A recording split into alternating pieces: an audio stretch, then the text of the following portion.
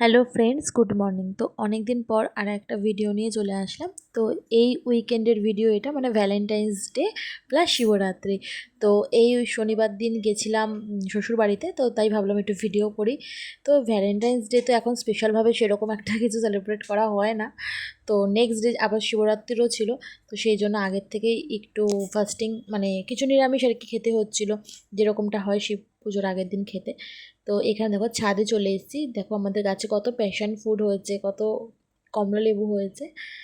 তো অনেক দিন পরে পরে যত আসি, তো এখন অফিসের জন্য এখন এগুলো প্যাশন ফুড খুব ভালো, খেতেও খুব ভালো, এগুলো অনেক রোগ প্রতিরোধক। তো আমার ছেলে, তারপরে সুমন, সবাই খুব ভালো খায়। তো যাই হোক, তো সব শুদ্ধ তোমাদের সামনে একটা ছোট্ট ভিডিও নিয়ে আসলাম সেদিনকে কী করেছি। আর হ্যাঁ, ভ্যালেন্টাইন্স ডের গিফটটা সেদিনকেই কিনেছি, যেহেতু সানডে ছুটি ছিল। তো ওয়াচ দিয়েছে, রিস্ট ওয়াচ। তো আমার ইচ্ছা ছিল না, তাও জোর করে দিল যে নাও। নিজেও কিনেছে, আমাকেও দিল, প্লাস ছেলেকেও একটা দেওয়া আছে। তো তিনজনেরই ভ্যালেন্টাইন গিফট হয়ে গেল। ওই দিয়েছে, অবশ্যই আমি দিইনি ওকে, কারণ ও যে একটু দামি দামি ঘড়ি পরে, আমার পক্ষে দেওয়া সম্ভব না। ও যে কোনো জিনিস ওইটা এক্সপেন্সিভ পরে, আমার অ্যাফোর্ড করা সম্ভব না। এত আমার খুব গায়ে লাগে, অ্যাফোর্ড করা পসিবল হলেও আমি দিতাম না, কারণ আমার প্রচণ্ড গায়ে লাগে এত দামি দামি জিনিস ইউজ করতে।